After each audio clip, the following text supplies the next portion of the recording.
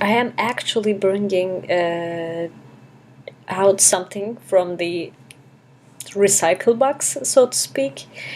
So in December, I was trying to play a kind of like a discussion that I had with two of my colleagues, Margaret Edwards and Phoebe Rumsey, on dance dramaturgy.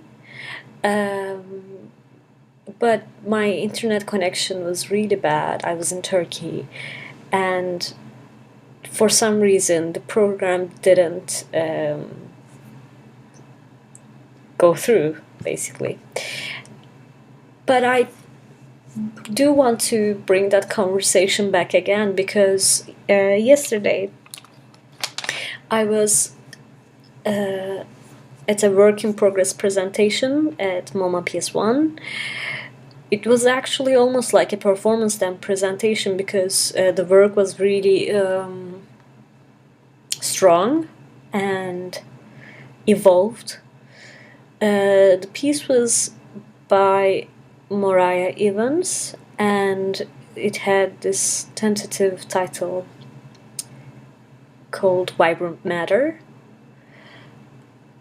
And afterwards there was a Q&A session, and it was interesting as almost like a testimony of how the dramaturgy of the work operated, almost.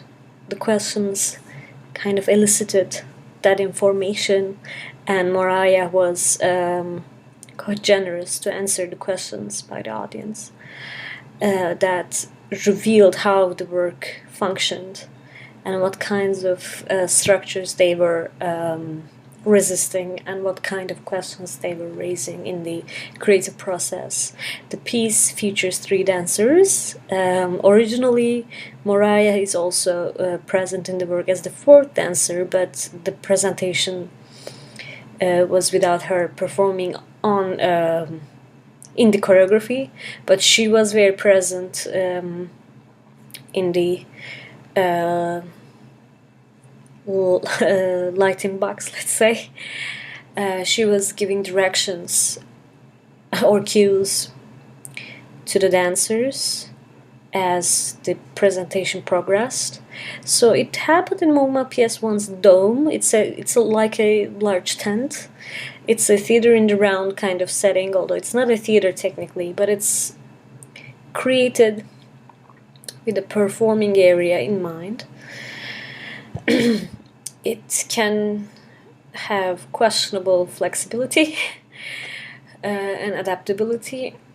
I've seen very good presentations in that dome, but sometimes the physical aspects of the dome weren't as gratifying, let's say. And we sat in a circle, and the audience were able to see each other, and we were able to also see the platform in which the lighting designer and sound designer and Moriah herself was seated.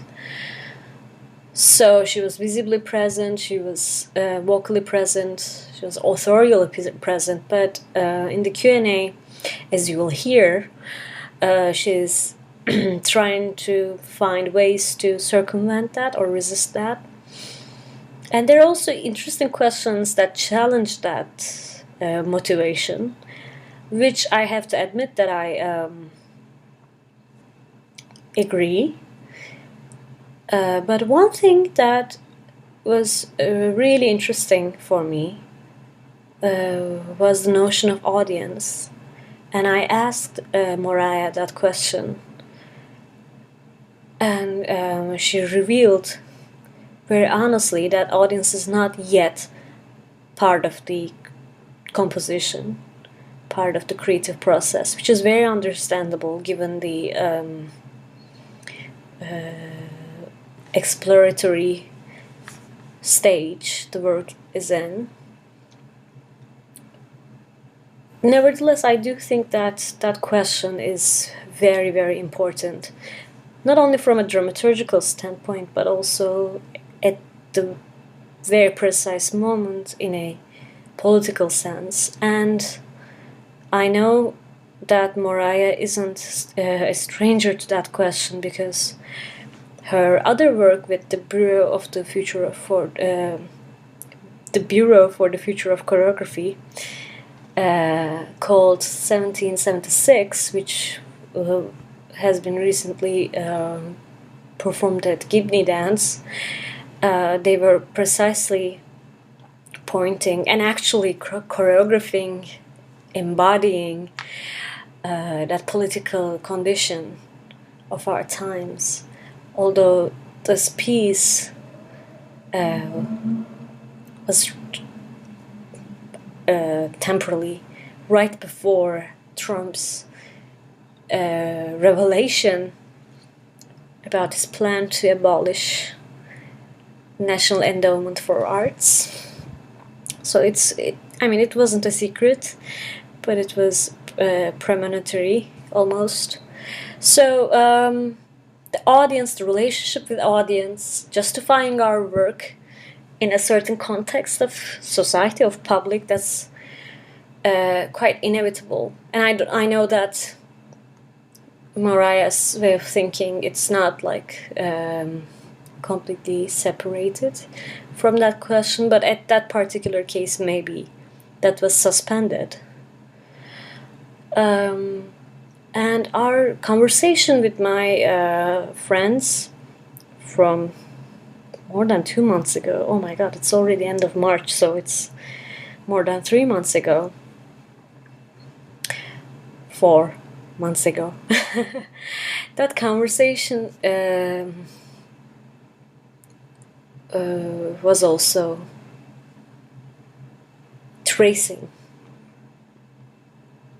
a notion of audience and composition. So our main debate, or the ambiguity that we were trying to clarify for ourselves, was what is dramaturgy and what is choreography, what is the demarcation between the two. And for me, in the conversation, as you will hear, the difference is the moment in which you start thinking about the audience. In a way, dramaturgy starts when the question of audience arises. Before that, everything is choreographic, everything is compositional almost. Everything is an exploration of the artistic language. Very internal questions, very aesthetic investigations happen as the work flourish, as you construct, build new material. And at some point, the performative reality enters into the creative process. I don't think that this has a certain order or priority. I don't think that it's creation of the material first and then the audience later. In a way, the idea of new dramaturgy recognizes the synchronicity of both and implication of both within each other, while at the same time artistic process sometimes, or usually, can be very can start from a very internal position. By internal, I mean internal to the company, to the artist, internal to the question at hand. And those questions are not always easy to translate to the reality of performance, to the reality of audience, to the reality of the artistic context. So in a way, dramaturgy can also actually be the negotiation between the two, meaning between the artistic investigation. Although I'm making this distinction very arbitrarily for the moment, for the sake of argument. So dramaturgy can be the negotiation between the investigation, quote-unquote internal questioning, internal research, and the audience that is supposedly seeing that and relating to that or not relating to that. Mariah at some point talks about wanting to punish the audience for not having enough literacy about dance. And I understand that impulse very well. Dance is not in an easy position to communicate its own foundational and communicative codes and rules and language. And our culture, which still values more easy to read, easy to consume, fast-paced artifacts, that environment isn't conducive to the audience literacy. However, I also think that each piece of performance does the teaching. So at every performance of choreography and dance, the artists involved are raising some literacy, some knowledgeability in the audience, because in a way each dance and choreography piece today has their own form of language, has their own form of communication, so to speak. While at the same time, as a adjunct instructor in a public university system, I'm aware that knowledge and appreciation of dance is still considered an erudite, a very privileged, gate-kept area. So as part of an introduction to theater course, for instance, I'm trying to bring movement and dance into my classroom to at least start talking or thinking about the basics of movement in performance, embodiment in performance. And that's, I hope, contributes to that literacy. But the main motivation here for this program, for this month, is my sense of timeliness, almost.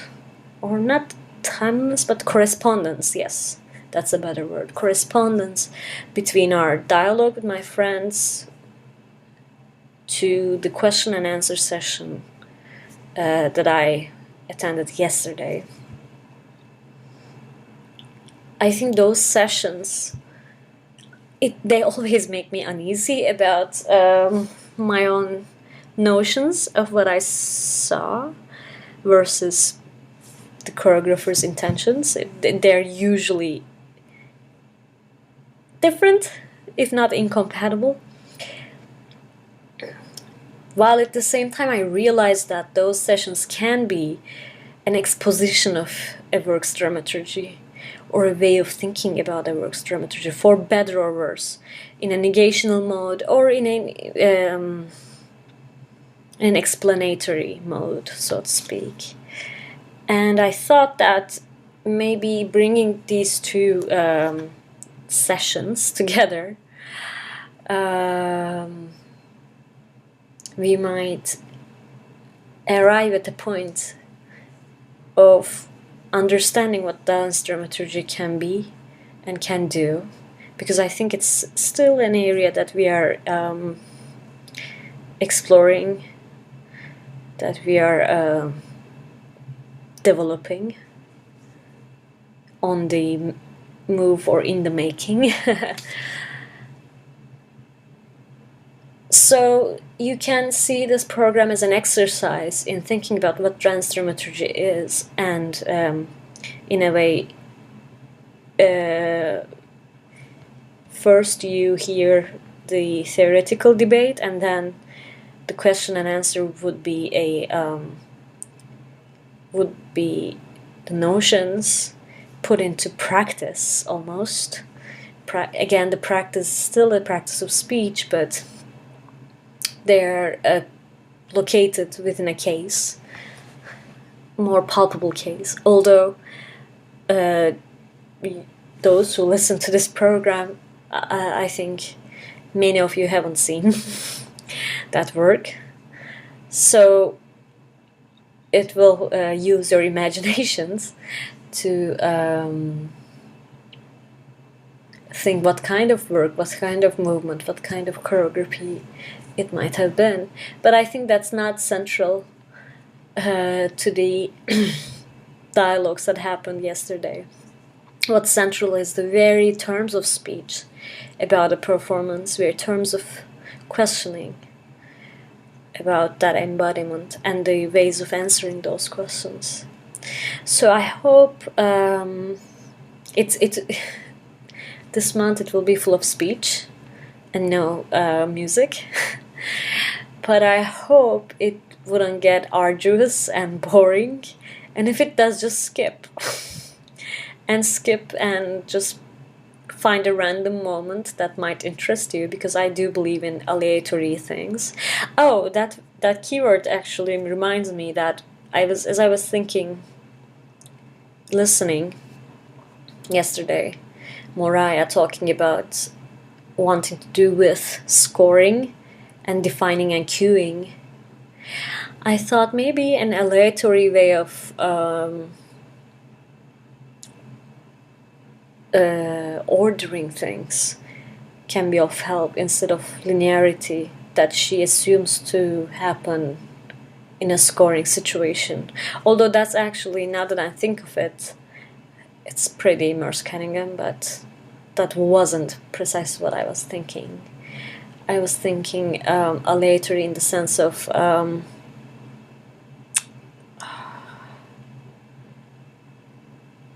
well, actually, I don't think there's much difference. Okay, I take it back. Scratch that. But I do believe in random coincidences and serendipities and just going with the gut in the moment, which is very, nerd and nerd theater kid kind of attitude on my part. But I think they do work. I hope you enjoy this program. I hope this dance dramaturgy conversation can go through the internet without a problem this time, because I really enjoyed our conversation. I think it's easy to listen, honestly, but I don't know. I mean, maybe I enjoyed because I was in it, but I'm sure some of you will make good use of it. At least that's my hope. So enjoy, and see you next month. So moving the body efficiently, sort of while refining or something? Efficiently, while efficiently refining. But couldn't you have a task, a choreographer going, Margaret, I want you to move from this side of the room to the other in the most inefficient way possible? Yeah, but you would efficiently decide how to do that efficiently. Exactly. yeah, So. I mean, no matter because you're making choices also. You're always making choices.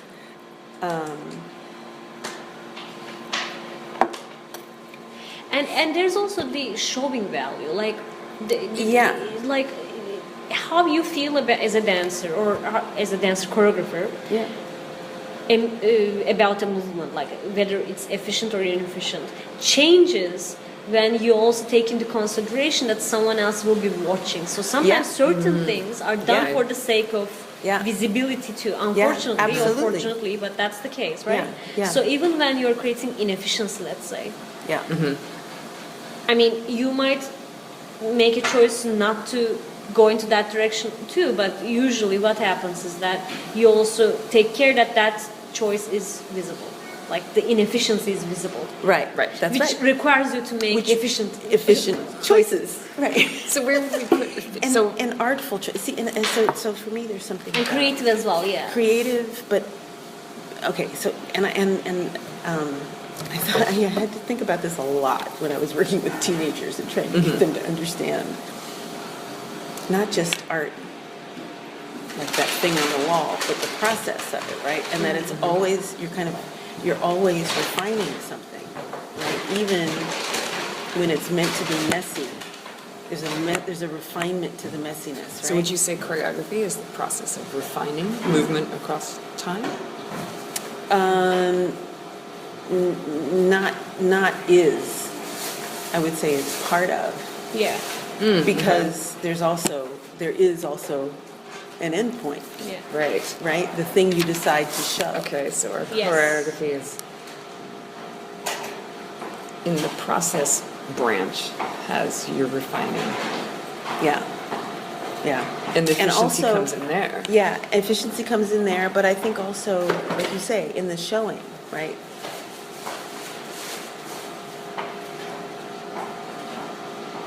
So the visibility is definitely a player. Yeah, visibility is a player, and there's something about. Oh shit! It was At right least- there, and I it slipped away. Something feeling that way in the body versus something seeming to be so may not correspond all the time, I think. That's correct. That's very true. Oh So don't you damn! think if you're going to define what is choreography, it has to be whatever we decide it is to be shown? Yes. Does showing it make it a choreography? So, Framing it, maybe, which incorporates showing. But framing is more specific than just showing. Showing as such, or showing within certain parameters, which combines the dramaturgical thinking there. Because there's someone being shown too. Like there's an audience. Right. And what we deem experimental is actually the moving beyond showing into making feel, making known, making confused. I see. Sure. So the logic of choreography moved from the visibility. We might retain traces of it, but like as principal point, from visibility to other senses, like feeling, Okay. affect, and thought processes, linguistic processes even, That would be what you call or experimental. sociological processes. Yes. So the movement doesn't serve the visibility of form, geometry, volume, aesthetics in that sense. right. Okay. Go And ahead, moves to another area. When we talk about experimental, that's the experiment, maybe. Yes. Okay. So what you reminded me, what I was just trying to think of is because like you said, there's the body in space, there's the geometry, there's the refinement of that, right? But then there's the artistic idea, right?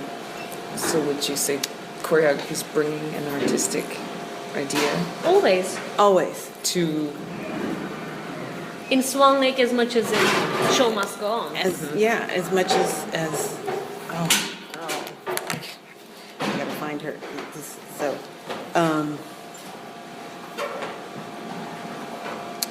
but you see, bringing an artistic idea is also dramaturgical.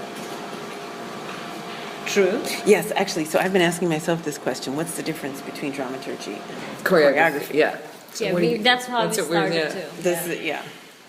That's why we are trying to differentiate. And choreography at the is there a moment. difference, or Well- is it simply that in dance studies we say choreography, and in theater studies we say dramaturgy? The difference appeared thanks to the experimental dance. There was a difference, but the tasks were combined, and we didn't need to think about their difference. But through the experimental dance, which didn't look like dance or movement, we now started questioning what is dance and movement, and as such, we started questioning choreography, and we realized that there's also dramaturgical component that's overriding it all along, but only became visible now. But haven't choreographers always talked about that dramaturgical element, what we're now calling the dramaturgical See, element? this is it. I think I've always been a dance dramaturg. That's what I mean. Is that It what was you said? already there, but its there-ness became visible when the experiments of the separated 19th them apart so radically, or Separated, or dismantled dance and choreographical aspects so radically, diminished them, Okay. leaving So- dramaturgy intact, or dramaturgical thinking, So there or leaning more towards dramaturgical thinking, if even. Okay. I'm if- hypothesizing. Yeah. No, so okay, so. So you're saying the there-ness of dramaturgy in dance came to light when theater became more experimental. Dance became more experimental. Both of them, actually. I'd say Dance maybe and when theater. dance and theater merged Okay. a bit more, like, or at least the text. When people started talking and We dancing can look and into dancing and two talking. different points in time, actually. But like you can say 60s, but you can also say with Mm-hmm. Well, I mean, yeah. the afternoon of the fall.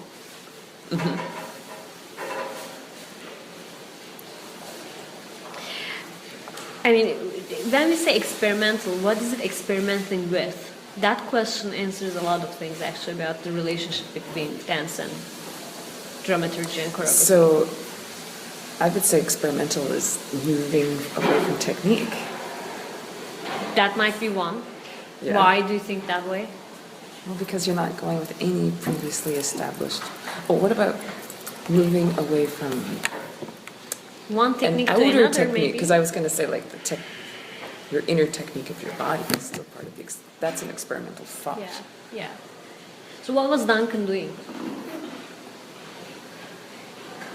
Yeah, so she was moving away from the established code of or discipline of dance, right?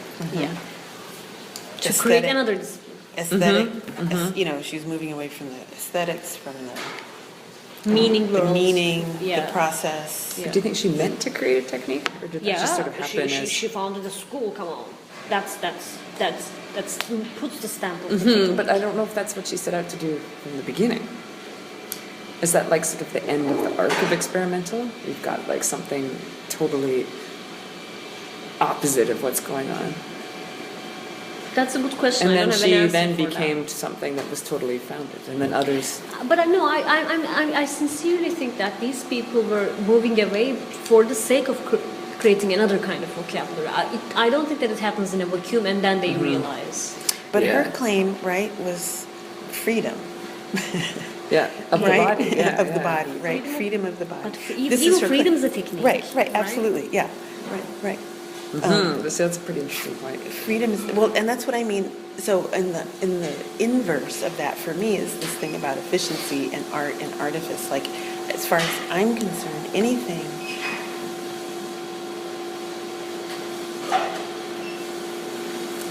that you spend time perfecting, even chaos, Repetition even chaos, Repetition. and writing on the body. That's technique. is right. It's technique, and it's what did we start with? Well, you were saying that it's moving the body efficiently in Is time and art, space. yeah, and is an act, is an efficient act, or it's an act of efficiency, of searching always for an efficient. Well, you know, that makes sense when people say about choreographic Means. space and architecture. Yeah, it's an act yeah. of efficient moving of Mo- bodies of through moving space. of bodies, yeah. And I say, you know, even when we're doing experiments that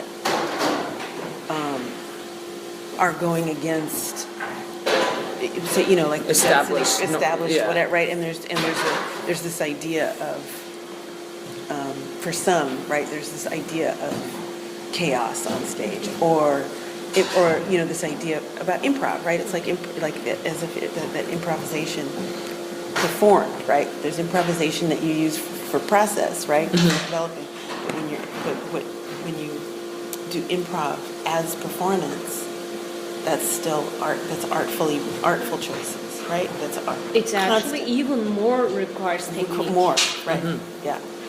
I'd love for you to Because finish that's this. where you lean on, actually. Yeah. When there's And no it's- defined Right. composition before you. Well, I guess Right. that's why the Forsyth dancers who do a lot of improv are so highly trained. Yeah. Exactly. Yeah. What were you Bringing saying? artistic idea Yeah, how do I do, yeah. is your Well, I was thinking about this idea of efficiency, right? I mean, I don't know why I'm hooked on that bringing right now. artistic idea to Well, that honing an artistic idea, making an artistic idea Express legible. a certain way. yeah. Legibility is definitely a dramaturgical thing, I think. Why not? And why isn't why isn't What does it a legibility choreographic really thing? mean? To who? Which the audience. Yeah. To the But I audience. mean, like, to a specific audience? Like, some people would have. That's definitely a would read it. dramaturgical question. Which why audience? isn't that a choreographic question?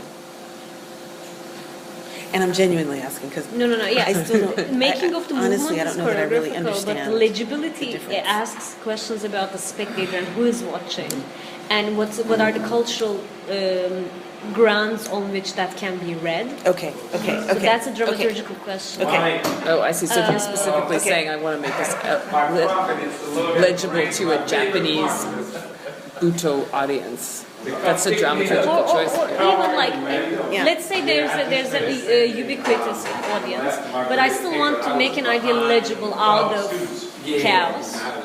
I'm still thinking about eyes watching. Yeah.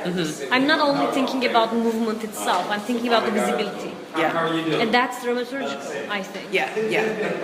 But Yeah, how I- you I do see it what you in mean, body, yeah. how you craft it in body, very technically is choreography. It's choreography. How Okay. you, graphing on the body is good. How you graph. Yeah, Graphing with the body. graphing with the body. I like graphing with. Yeah.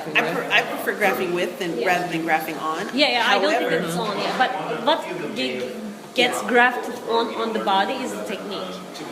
And technique is not the whole sum of these movements. Technique is beyond that. It's before that. It's after that.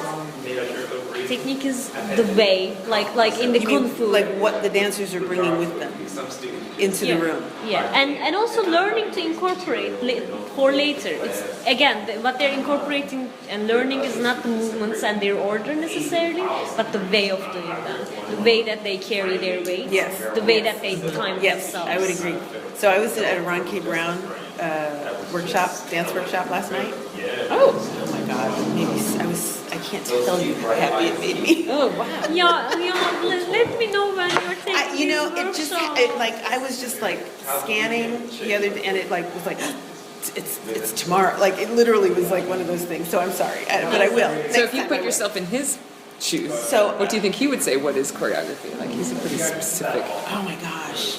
Yeah, Well, when that's we talk about a way, I mean, he had it's.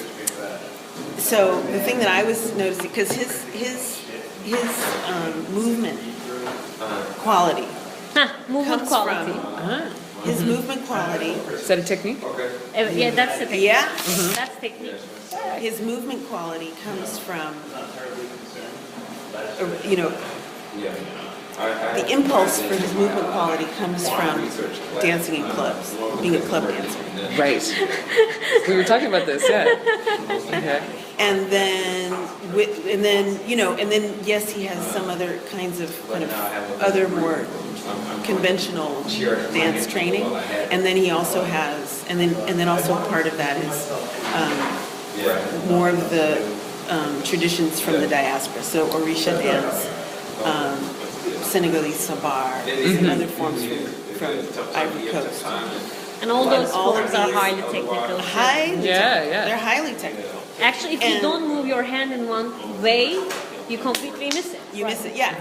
But there's also a thing in the way, like, There's a groove. so there's a groove, right? And there's a groove. So I was trying to describe it to Norman last night. It was like, well, because it's not a funk groove. That's a slightly different groove in it. And there are other choreographers who work. I think Reggie Wilson has worked with the more funky kind of groove. And this is more of I want to to say like a 90s club. So would you say Like, not choreography techno, for him but- might be moving the body specifically and efficiently in space? Like he's specifically using a... I would Whether say that's that for, being specific could be, I want you to be very vague, but it could also be, you know. yeah, but it's a specific request. Yeah.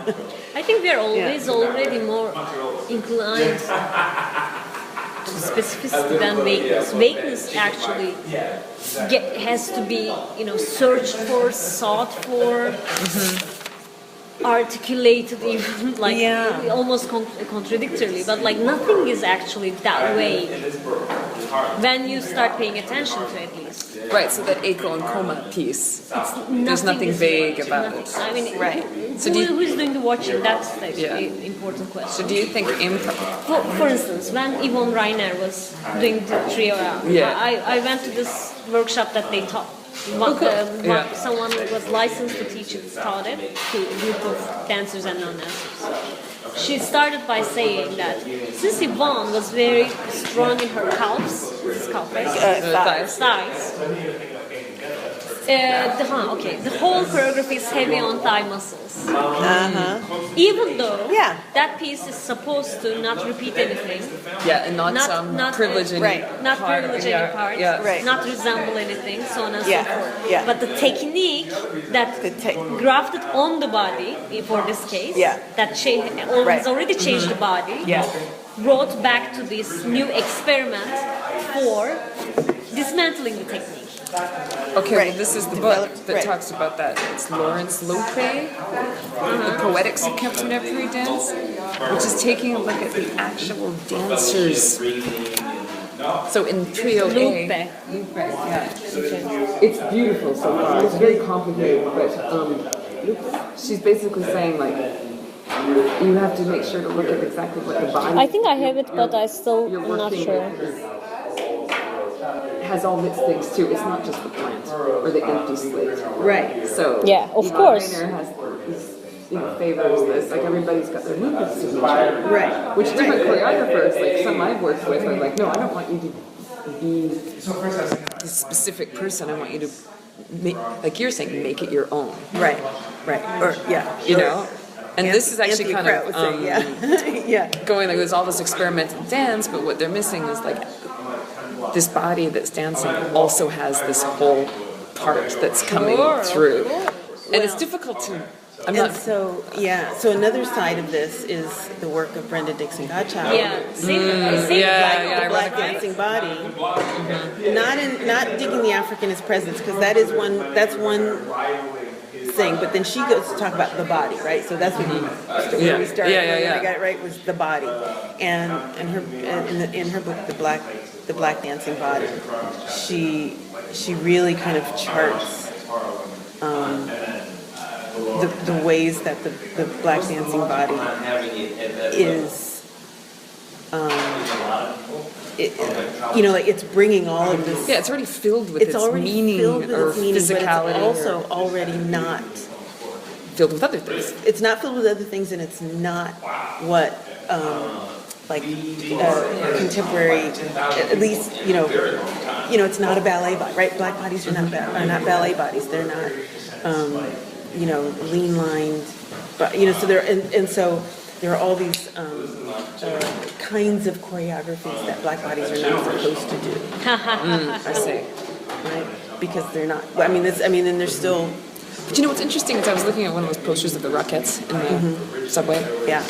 I was also laughing at why do they have to wear the same thing? Their skin's all not the same color. So you can tell there's a very big effort to make sure they have all different skin colors, Yeah. right? Right. And it's like, well, anyways, that aside is inside all those bodies, they're not the same. Right. The black body that's dancing there, like she's trained, disciplined herself Right. to be that. To be that. But Right, she also exactly. still is then bringing that.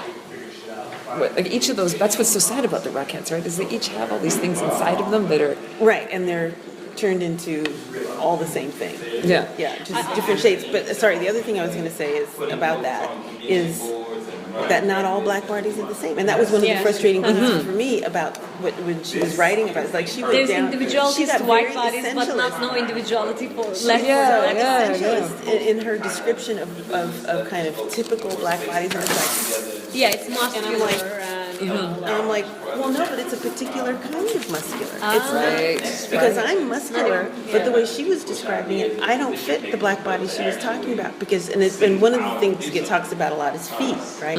That black people can't point their feet. Like there's something anatomically different about black people pointing their feet, and they can't. They have flat feet. They can't point their feet. That is crazy. Yes, seriously. yes. Well, that's where Lepecki is. I mean, it's But not they're true, black but it's not. ballerinas. Yeah, it's not true, but that's what. She says. No. This is what the standard belief has been, Ah, okay. Oh. right? Excluding in order to I was like, exclude black bodies what's from going certain on kinds of right now? performances. Oh, Yeah. I see. So they're saying they can't point their feet. They can't point their feet. They can't, they're, or they're too muscular or what have, all these things, right? No. And Well, that was where Lepecki says it's like these are constantly changing too.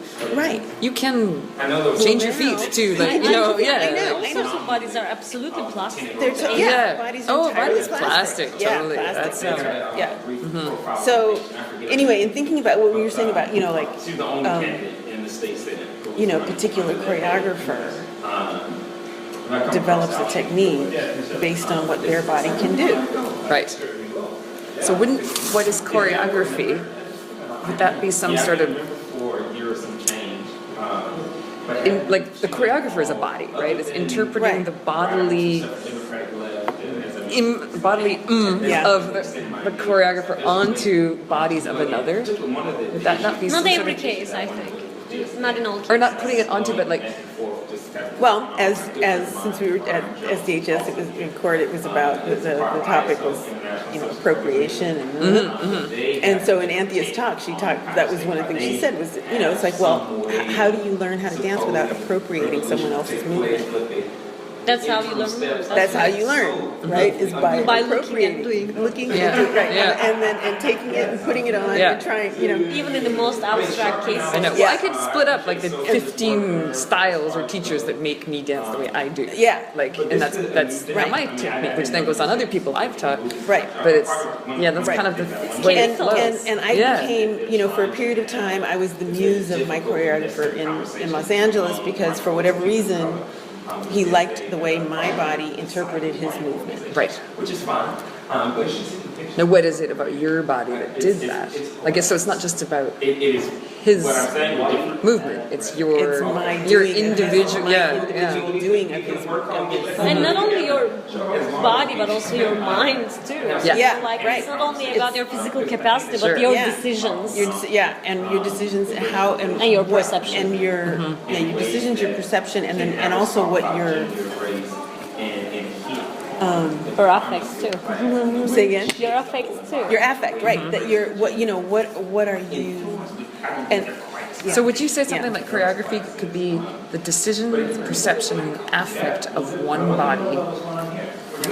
No, Phoebe. No, it doesn't work that way either. Well, but but you can't just say that the choreographer is going like, I'm taking these moves and putting them on this person. No, right.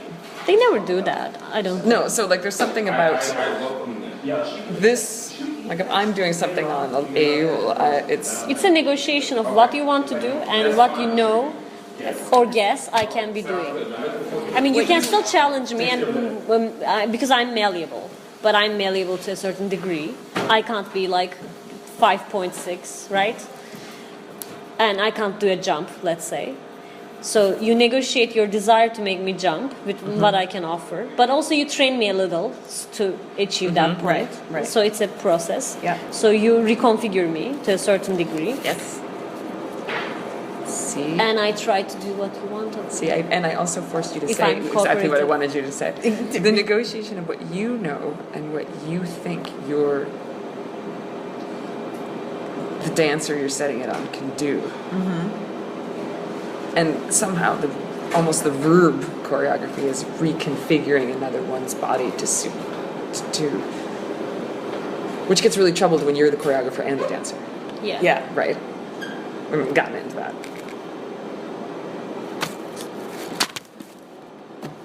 Well, a one. lot of this, when you're the choreographer, a lot of this goes unquestioned, Oh, absolutely. right? Because well, I'm doing this because I can do this. Because I'm in charge. I mean, that's why there's something so political about being a choreographer. Yeah. So what Pina Bausch did was to, I mean, not in Café Müller, I think she was Such a still good more conversation, but I choreography have to get something than, to drink. Oh. but in later works, like in the big grandiose works that she did with cities and Yeah, all, yeah. it was basically giving them tasks, asking them questions, and asking them to interpret instead of asking them any particular movement necessarily. She would respond to what is given to her from the dancers. It changed the idiom of making dance and changed the idiom of choreography, which is actually essentially dramaturgical. That's right. She asked the dancers to, because that's why they're kind of called like Pina Bausch, or they're called co-choreographers or Dans co-creators. Wuppertal. What's it called? Tanztheater Wuppertal, right? Yeah. Yeah. You just said it better than I did. Well, and that's now really a huge thing, is having the dancers do stuff. And I was... No, but I mean, what she did was to then respond to those things and craft and organize them and order them and connect them together. And she would, I can imagine that she would change bits and pieces, like, or she would change like a simple movement here and there, or maybe more complex movements. And she would, I absolutely do that. But the starting point is not from her imagination of something necessarily, or certain aesthetic, a certain phrase that she's first like trying and then do this. Instead, should prompt them through tasks, through questions, which is again a dramaturgical process. To bring the material. Dancers build a raw material in which she plays with and crafts around. So there are further questions, further concepts emerging, and she would take certain concepts and develop them. She would leave other concepts, let them out. So that is dramaturgical.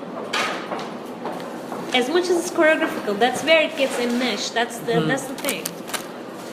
But I still think that almost has a little more of a dramaturgical bent to it, because she is from the get-go asking others to build something that she's not building herself. Yeah, she's starting a process. She's starting a process. She's opening a provocation That's right. or an invitation. Yeah. Which in some ways, if you're not doing that correctly, can be a real scam, Precisely. you know? And what helps us understand Pina Bausch as Pina Bausch in these works is not the technique of the dancers, because all of them are coming from different techniques, although they learn from each other a lot. Yeah. So they kind of synchronize at a certain level for sure. But more so the organizing principle and the affect, like the feeling. Like we know Pina Bausch as a feeling more so than as a set of movements, as idiomatic movements, right? So that's definitely dramaturgical. But those feelings are true to the dancers. Exactly. Because they created them. But also, you need to have a choreographic sensibility and knowledge to texture them, weave them together as movements that aesthetically correspond to each other. That's right. So it's only as a dramaturg you can't do that. Or a theater director even, let's say. It wouldn't come out as the same thing. She has an essential knowledge of choreography. She's trained. She has techniques, multiple techniques. So by way of those tools also, she's able to carry out this dramaturgical endeavor. So the choreography. So one of my choreography professors used to say, or she would say to me, well, movement invention isn't hard. You can invent movement. Now we need to think about the choreography. Exactly. I see. Right. Creating a texture. Is both dramaturgical and choreography. Yeah. That's why they are so murkily and uncannily similar. But again, this is our task to understand nuances between them. But I think you really nailed something there with, she needs to have this choreographic knowledge. But I suppose in that knowledge is all these different sort of dance, body, movement, sensibilities. Like I don't need... And also the knowledge of ballet. Yeah. I mean, Cafe Müller. She choreographed that. It's not like, I mean, I don't think that it was like improvisations leading to a choreograph. I think it was like very much choreographed from the very beginning. But and they're not doing ballet dancer, but because they're all ballet trained people, all those ordinary movements become poetic, good to our eyes, yani. And they even though they're trying to go to a new place in terms of movement, since they come from the same ballet roots, Yeah. this new place also correspond, like they merge together very well. It's not like random Right. different kind of movements coming together. No, like Right. it's kind of like when you know change the note of the music, you what's it called, Transpose? transpose. Yeah. It's a transposing almost of that technique together. So it's like it's very choreographical, even when the movements are basically like Yeah. fall. But if she had a hip hop company come around and put Cafe Mueller on hip hop dancers, it would be even if they dressed them in the Exactly the same thing, way. It would be a very it different would be a show. very different show. Like just pick professionals of any, like professional And teach Ukrainian them the dancers. movements. Teach them the movement. Have this whole same process working. They would look entirely different. So part of her dramaturgical choice was to use ballet dancers. For that piece, yeah. Just like when she used the It may not be a choice necessarily, but like Just kinda at happens. least it makes sense now. But some of the latest experimental Belgian Could we call dancers. it a latent Yeah. dramaturgical Yeah, choice? Yeah. I mean, sometimes you just use what's available. Right. She came to direct Wuppertal ballet, and she made Wuppertal And so dance that's who there. she had, right? She had ballet dancers, right? Yeah. But I wonder if some of these new choreographers, like working right now, are specifically picking people to work with because of their bodily hexes or whatever we want to call it. Like obviously Jerome Bell worked with disabled theater because he wanted the disabled body Right. as part of his Right. thing. Right. And a lot of people specifically don't pick ballet dancers because of everything they bring with them. Right. You know, because they Well, you can't know- not dance or whatever. This was just making me think about the section in have you read Catherine Perfetta's book? Yeah. When they're talking about how Ralph Lemon was trying to and the African dancers. There was this. He was trying to. They were talking about trance. Right, dancing in trance or trance, dancing to a point that can cause trance. That's right. At least that's the way I was interpreting it, because but he didn't. But they were concerned, right? They were like, well, we can do this, but we can't do that because you don't want to actually go into trance. Can't actually, yeah, that's can't right. actually go into trance, right? So then he was like this. He was trying to find a way to get them to do that without doing the traditional dance forms, but to do an idea of that. Right. To pretend to go in pretend trance, to go basically. in Again, trance. Yeah. feeling it in the body And- versus showing it. Yeah. Yes.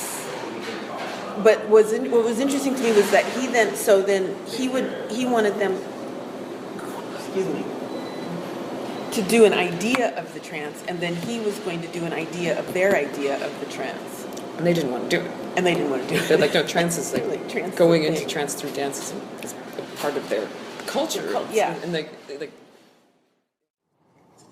I wanted to start from more internal ideas and move towards like external. So there are like 5 modes that you could go on. Mostly, do you want to talk about that? 5 modes. 5 modes of activity. Like, do you want to know what they are? I can tell you, but. Okay, there's vibration, electrocution, drawing, something called displacement, which has to do with being in a position and moving that position, but from an internal point, and there's a rhythm. That's all. I mean, we're trying to move from our organs, as opposed to like, yeah. I mean, it's a very PMC type of thing. Who knows if we're actually doing it? So there's a level of like imagination involved, kind of like visual mapping of the anatomy of your body, and always like an attempt to feel internal space. And I think also there was this attempt for things to like grow somehow. And in the 5 modes, there's like how we do it. There's primary strategies, secondary strategies, and qualitative strategies. And that's sort of what we're doing. And then there's like obviously some formal things like the walking, but that's a 84224 palindrome structure that has all sorts of references to dance history, obviously, and it's external. So. And how do they relate to each other? I thought there were moments when the dancers Then the dancers relating to each other, not just the types of material. Yeah, there's a lot of structures and protocols and rules for that. It's kind of too numerous to name, but there's a lot of relational modes, but they are kind of most of the time here. No, actually. Within mostly, there are some strategies and frames for focusing their perception, but they make their own choices. There's not like a timeline of events. I mean, today there was a little bit in terms of we did that, we did this, we did that, but in that section that's longer, what transpires in that section, they should have no idea the order of it, and neither should I. Like the events emerge out of the circumstances of the rules and protocol of like behavior, relationship, activity, and furthermore and more importantly, like simply their energy. Because the 5 modes are like mostly energetic modes, or tools for energetic modes. Okay, I was just wondering, so in preparation for this, I remember whenever I saw you, you were very excited about the fact that you're actually dancing. You were so actually dancing. Yes. I mean, you were just talking about this very the structure, which is part of your work in general. So how is this work different from other works in terms of this notion of dancing?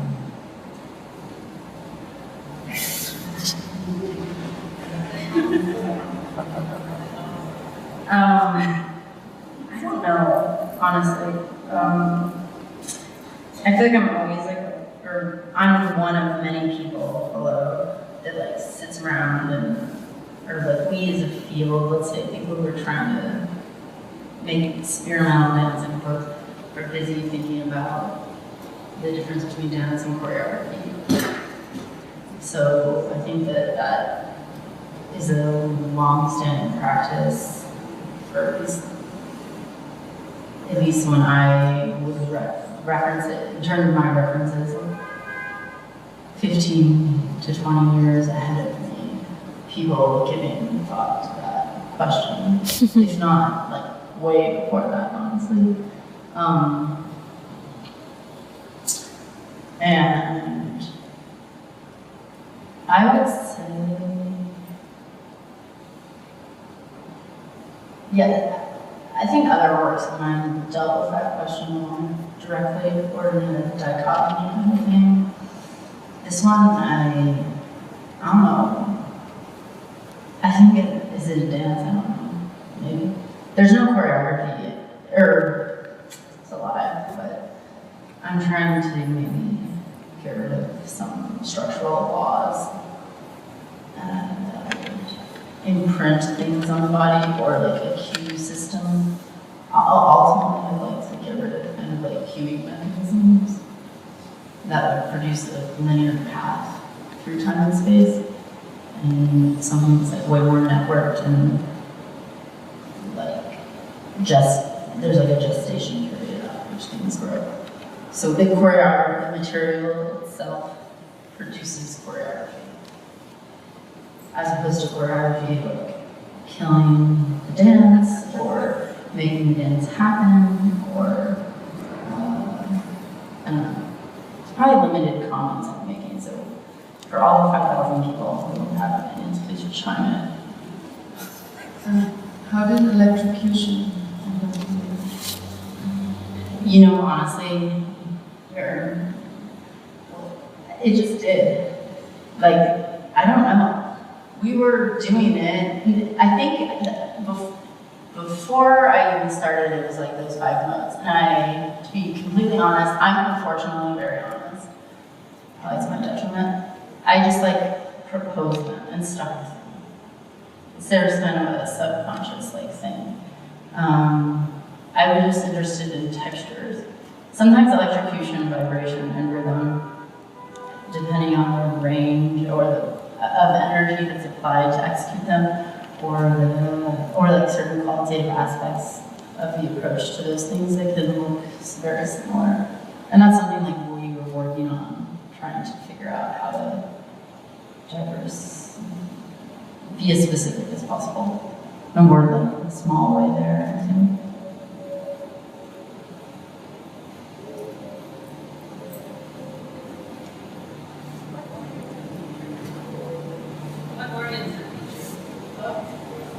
Well, since I didn't do anything, I can't say.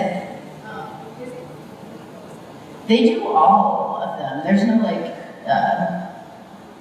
they probably have favorites. They could answer maybe. What organs are featured? We purposely try to do ones that we don't like to do, but. Which I mean, we try to do, I think, as big a range as possible. So, like stomach, pancreas, uterus, bladder, liver, spleen, colon, small intestine, heart, lungs. Pancreas, We don't specify the use of organs, at least in anything that we did today. There are some structures where we do that, but it's more the person's choice. Also, we're not like, well, I would say, speaking of myself, I'm not like a practitioner, a body work somatic practitioner who has expert knowledge about where exactly this thing is located. I mean, we like got anatomy books and we've done research and stuff, and there's some of this work there, but it's not like deep, totally factual knowledge, like people who do BMC or things like that. So.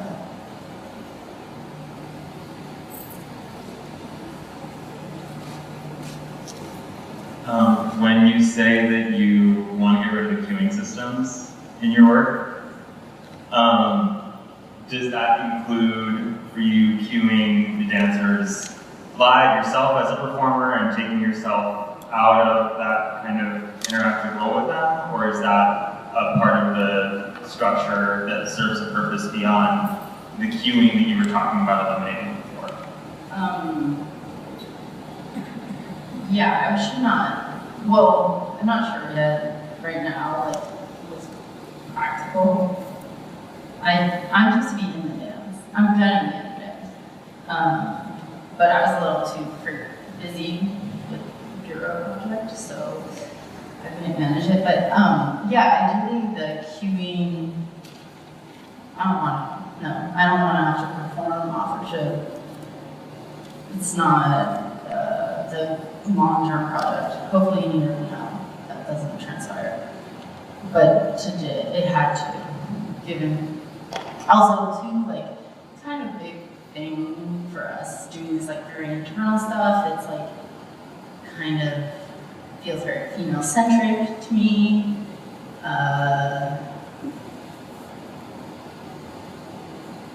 And didn't really, like, it's a big deal.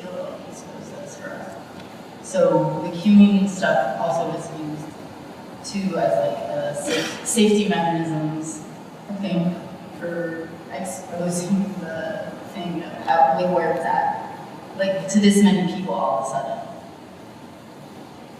You said to me once that you weren't sure, sorry, that your gut reaction was that no men or only female identifying people should be allowed to see it, and that there was a big choice to actually get past that almost.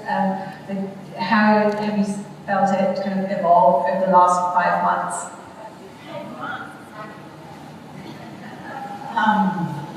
Yeah, no, there was a Sunday session here where it was only women, and that was for female identified people, and mostly, right? And I went to like an all-women's college, and I have a lot of sisters, and I don't know, I'm into like female-centric environments. So I was just like, I don't think I just was like, this is not constructed for the male gaze, and it's not constructed for patriarchal, or, I mean, of course these are like my emotional comments. They're not like well thought out conceptual positions. So I couldn't like think myself out of the problematics that such a gesture would produce in terms of, saying only female identified people are allowed to see this. So I just let go of it. Because once you start to get into like binary gender stuff, and it's too liquid and too messy. And it's not even things I really believe or identify with. Because I'm like female obsessed, but I also feel like a dude all the time, or whatever. Well, it's true. Stacey knows she was my roommate at a time in my life when, let's just say, stuff is going down. Okay, I have a comment and a question. Well, my question is not so relevant, but whatever. The comment is just, found it tremendously exciting and really incredible, the relationship between the interiority, or the sense of interiority and the sense of relation between the people. Like the two things I never saw come together like that, exactly like that, felt new for me, not just for your work, but for someone who's been following and attending your work for a long time, but also just in general. And that was, for me, it was like something genuinely new and quite exciting happening there. It was like Glisson plus Timothy Morton or something. Like it's like the sense of like the interior there, and then the sense of relation between, but at the same time, that was very exciting. So that's a comment. I thought was a tremendously interesting road to go on somehow. The question was more about the cueing again, which I actually thought was a really interesting way for you to be present there, because although you say you don't want to perform authorship, but you are in some way the author. You are the one saying what is going to happen at some moment of some initiatory moment. And sometimes for you to kind of call out something, I don't know, for me that also felt kind of like liberating or something. I was like, yeah, why shouldn't you just say something if it's helpful every so often? But maybe, I know you now, since I got the microphone with the intent to ask about that, you already explained that you don't want that and you don't want to keep it in a hopefully just be choreography generating itself, and etc. But now I guess my question turned into more like a plea or something, that maybe you think about that, because I thought that actually was tremendously interesting. Also added another layer of relationship from kind of up there to down here. I mean, dance has a big question these days around things around authorship. I myself have a deep tension in my work always about that. Many choreographers perform authorship consciously and purposefully. I feel like to do that right now for me would be referencing people I look up to or something. And also, so can a dance exist without an author? Can movement generate its own mechanisms of display? Can it escape display and frame? How can we come up with strategies as practitioners that might frame the activities for themselves and like the way, I don't know, like bacteria in nature forms systems of intelligence. Like, is there some way that we can do that? I think that's a huge, massive question, but like organic algorithms or something. But also, I was here yesterday, and it was and this is a kind of an authenticity question in some way, because as a dancer, I want them to talk about this. You have like 5, 6 layers in your head with all this rhythm, the visuals, the organs, and everything interlaced with each other. And then you have your former background dance training, and then you have this. So like to be, and people watching, so something about the viewer and the view. So you're viewing yourself as you're doing it. But no, then can you talk about that?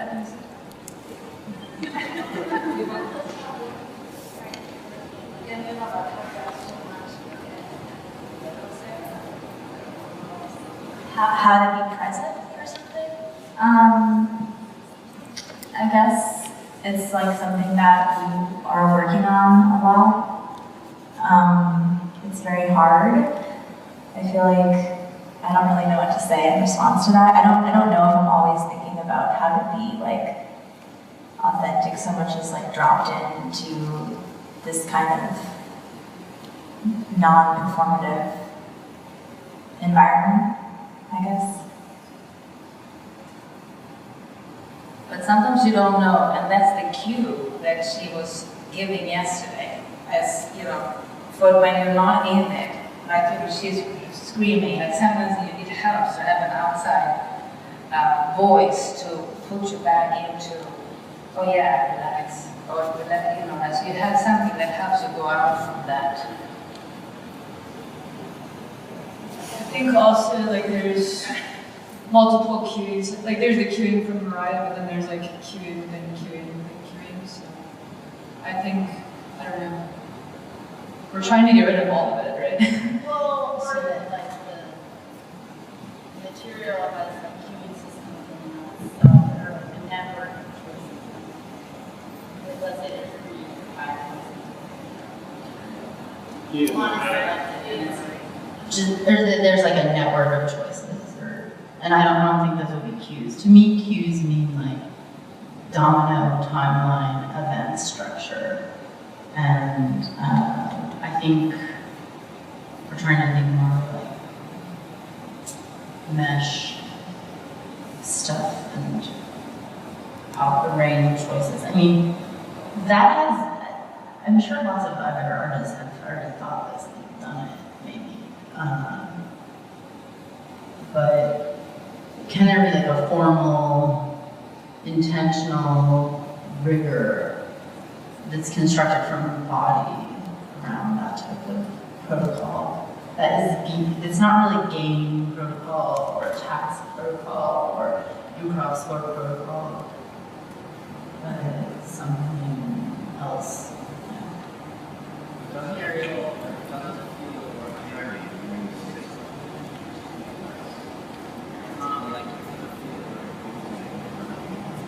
It says it doesn't feel like you're imposing on everything else, right?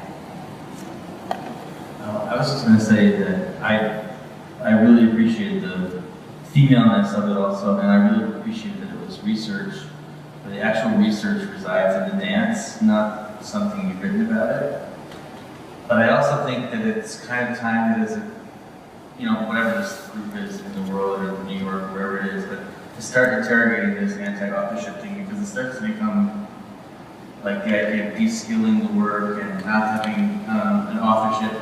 You are creating something so Byzantine in the body, and all of the things you said about the organs and all the systems that are behind it, but then somehow it's also at odds with representation. I'm just wondering about this kind of this need for undoing, and if that needs to continue for how long. And many systems, if you set them into a research mode, they'll end up at an orthodox, they'll end up at a convention. And so if they naturally go there, what is it that we're imposing? Is it just a moment that we're in where we want to impose that message? So I think it's something that's really, because there's some work that I see where I feel it's just so overwhelmingly got, I'm not doing the past sauce on it, that I'm negating the past, which is a kind of like way for people arriving at identifying an avant-garde stance, which I think is really anachronistic at this point. So to think it's something that you're doing, you are crafting something very specific. It's not an accident what they're doing in their copies. And they read like that to be like, oh, this is really, they're arriving at something really specific. So I just wonder how I would feel about that. I mean, all dance has their kind of, the dichotomy between the subterranean temporal network and the imagery and how one exerts pressure on the other. So I'm just wondering if you could talk a little bit more about that resistance to designing it, or not, but just that subject matter. Is that clear? I think so. But to say, I don't think we're de-skilling anything, really. No, that's I think we're trying to build another skill. Well, there's something, I'm just trying to hear the messages in the no authorship thing, or... I don't know that there's no authorship. I think it's, I think it's trying to rethink for myself, at least at this juncture in my like choreographic process and research, how I rethink the mechanisms of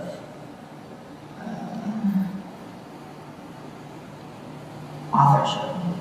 Like it's mechanisms of how decisions are made, and both for myself as well as the performers. And, performers always have a lot of agency, but is there a way to make like an organic, intuitive system of agency? I guess I'm just thinking, I hope that answer won't become too categorical in your head if something else, because it's so beautiful to watch something that's really, really researched on the body. It's really rare that anyone takes the time to do that. Well, I haven't read that. No, thank you, PS1. Thank you, Jenny and Alex. And it's real. Anybody would have done that, but I'm saying, you know, that you look at this thing and you're like, oh my God, I'm looking at something that's been in the lab, and it's really exciting. I'm sorry if I didn't answer your question. I'm not sure. It doesn't matter. I was just asking about like an area.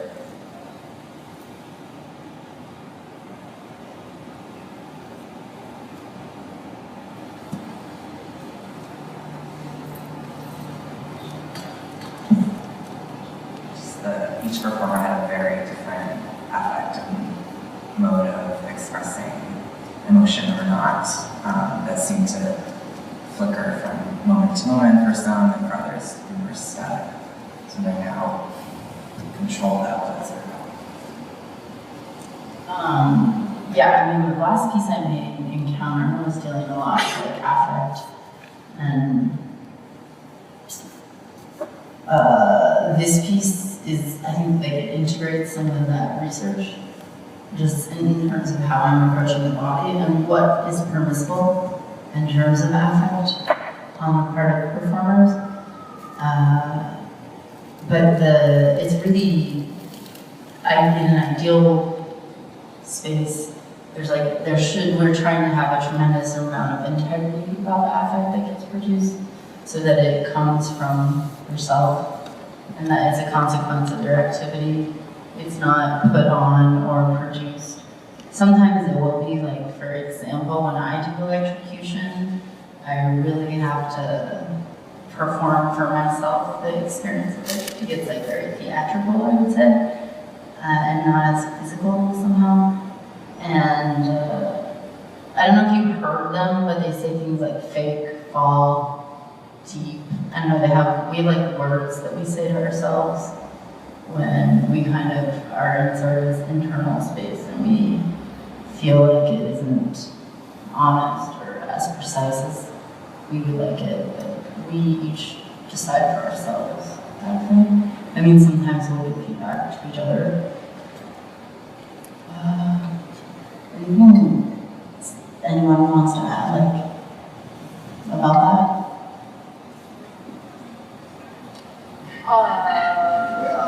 What's the question? Something about that, or that.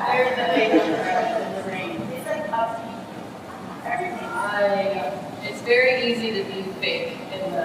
Do I have to? It's very easy to be fake in the app. For me. Or not fake, but like produced or known or like socialized or like your image, your personality or history of yourself. There's all these things that come up. And we try to filter through those like easy ways of being, like I don't know what to talk about. And yeah, make it stay true to the where the movement is coming from, like returning back to the internal work. The organ. We use voice as a tool, but it can also be very quick. Yeah, so there's a lot of filtering. It's not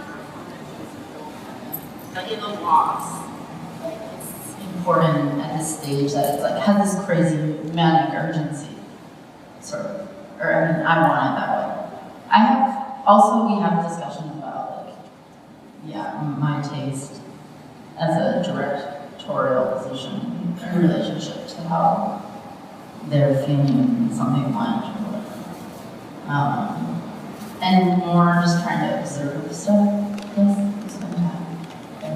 But any affect is allowed, performative or real, let's Well, Nicole was telling me not to use my face unless it was coming from the organ. So. Well, sometimes we coach each other, so. Everyone has their own opinion about it. Well, hello, I think it's funny. I don't know why no one was laughing.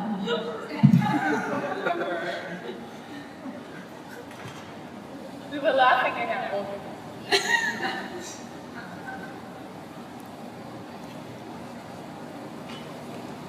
Anyone want to say anything critical? Like, we have to work on this for a year, so feel free. It doesn't have to be like warm and loving. I think this is what I'm not going to say something critical. I was just going to ask, is there a location that you have in mind, or do you see this nonsense specific? Like, because you said you're going to work on it, so is there like a final specificity? It's gonna finish or announce itself to the world, I guess, in a Sculpture Center in next January. I forget the date exactly. Or I don't know off the top of my head. Is it going to be like an announcement? I don't know. Like I've been making jokes that we'll just be doing this nonstop. No, that's a joke. I mean, at this stage, I haven't. This was also for me, at least, like to do the showing was kind of like maybe good for. I'm not sure. I was probably not that excited, but that's normal for me. Like, just I haven't at all dealt with the framing of it. Just dealt with like the material structure and the external viewpoint into mechanisms we're trying to make and construct hasn't. Do you haven't dealt with that. Do you hope that Mara will be able to join you for more more research into sound elements? Maybe, yes, hopefully. I'm trying to, collaborate with this person from Italy. She's another choreographer, actually, which I think is interesting, but she does music, and she's she's like a DJ. And we just started this discussion, so there's like a lot of open, But that question is exchange. just not still something you want to Yeah. pursue yourself. Yeah, totally. We're gonna play some more stuff. Is it on there? It's like the last one. The one I think that's supposed to be happening. But you guys don't, I mean, it's atmospheric. It's just, it's on. Yeah.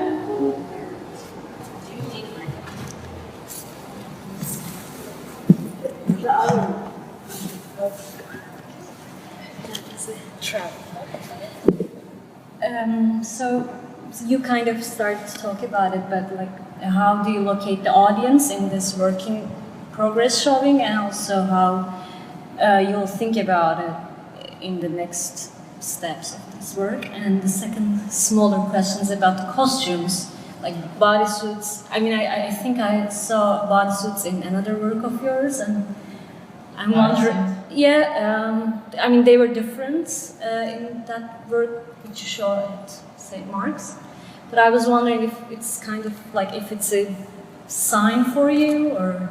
Yeah, it's a sign always. I mean, well, those were references to a Cunningham piece, but done in a different kind of way. And that was like totally explicit and kind of interrogation of a certain formal positioning. A dance space from Encounter, yeah. This was more functional, like their bodies need to be seen. I think for the work to register, the work that they're doing to be registered, we thought about doing it nude, to be honest, but we thought that would be like way too sensational and also uncomfortable for them. And like, cause it would just be too, like, it's private in some sense, and like to do that would just be too, we didn't feel ready to deal with a genital issue. And so leotards kind of, just because they're easy and they expose the body and they imply training, and obviously there's a lot of inherent like dance sign that comes with a leotard. And but about how the audience? this audience, I feel like we tried to make, well, we were not trying to deal with you. You were voyeurs. That's kind of what I felt, that's why. And we didn't care, we couldn't handle, we're not ready to handle you. So we're not addressing you yet. I think that will change, probably. Yeah, what are your ideas for the future on that, if any? That answer has to come from the work itself. It's not going to come from, I think also too, since I'm not imprinting a choreographic concept onto this work, I'm like trying to make it come out of it. So the relation to the public will be a consequence of the research. Like the last thing I made had the last two things I made I think had a really specific articulation in relation to the public. And a lot of my work, that's something I've been thinking about. But this thing, I'm not doing that right now. It's like growing, and I think it will just be there and people can take it or leave it, sort of. That would be my intuition right now.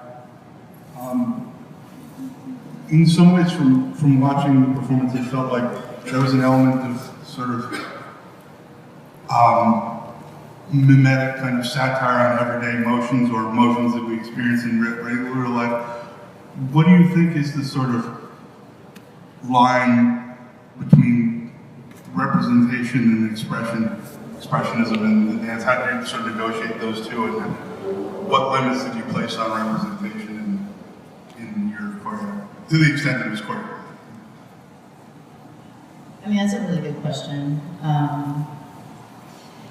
I think we aren't trying to be inside of representation, though like it slips up, both because it's coded into us and because we move towards representation.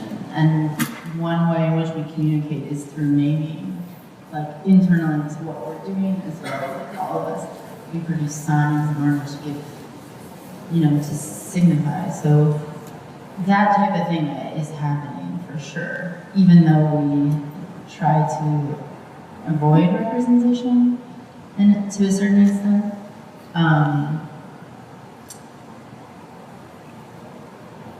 Sounds good. But yeah, does anyone have anything to say about that, like Lizzie or Sarah or Nicole?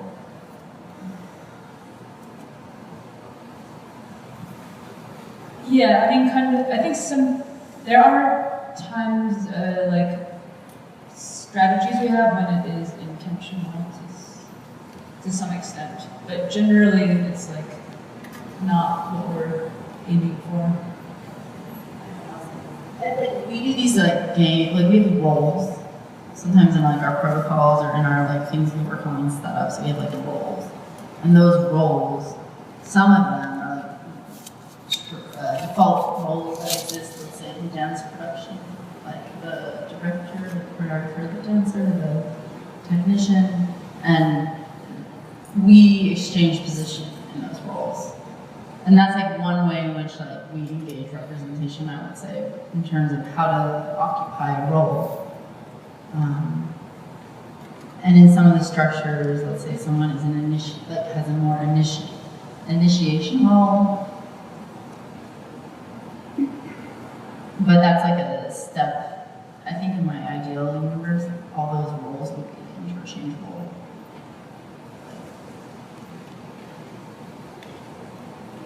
Hi, Mariah.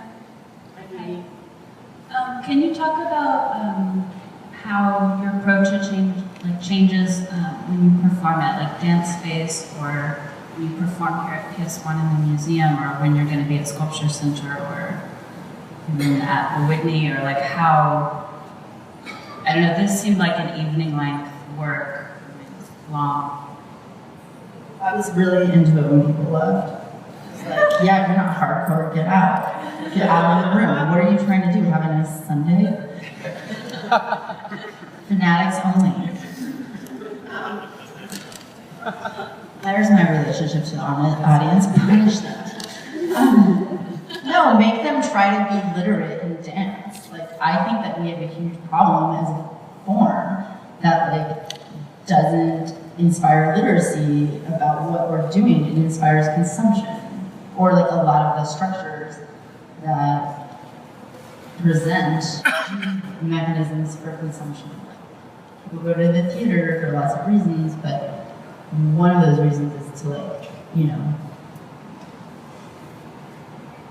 get a little more entertained. I think in the United States, I think like you're talking about the German theater tradition, it's like a whole other conversation.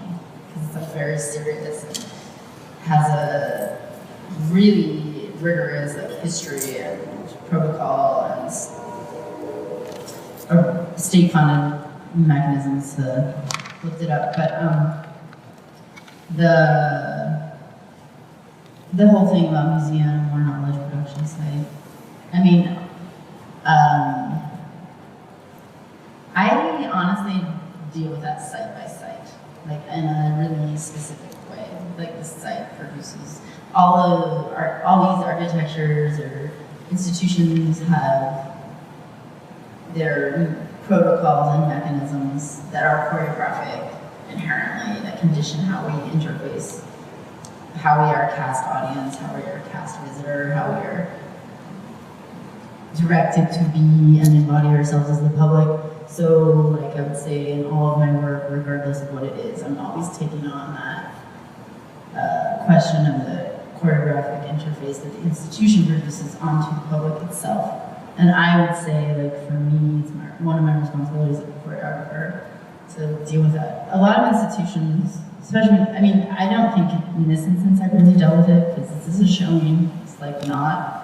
This is like what you guys get to watch us do our rehearsal in a dressed up way, obviously. But I don't think I was dealing with that question so much here. But in the final iteration of what this is, that will be assessed and addressed and determined. How does the piece collaborate with the institution? How does the piece critique the institution? How does it ask the habits? Participate in its habits. I I'm all about like artists, not, I don't know. I like to ask institutions to behave differently, I'll just put it that way. Right.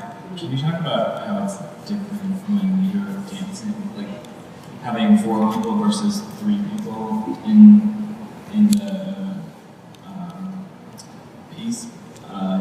Just because the relationships between 3 people are really different than 4 people.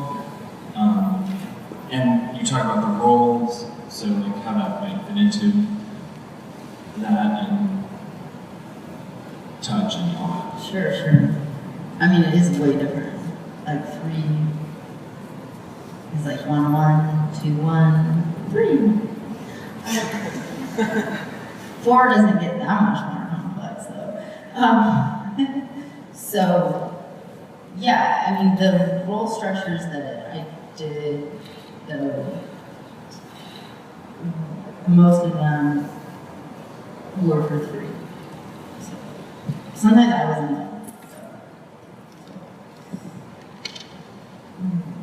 I can't answer that question totally yet. I think it is way different when I'm in it, yeah. But I'm not as good, so. I don't know what I'm gonna do about that with herself. No, I mean, yeah, it's just super different, like structurally. I would think there's probably more relational possibilities in a certain kind of way, but it's not like 6 people or 7 in terms of math. So, sometimes when I go into a if we're all 4 of us and we're doing like a 3-person thing or a 3-role thing, we'll double up or produce like a common role on the third or something.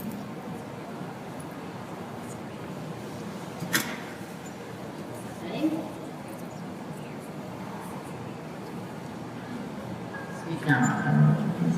Now we're gonna have a party.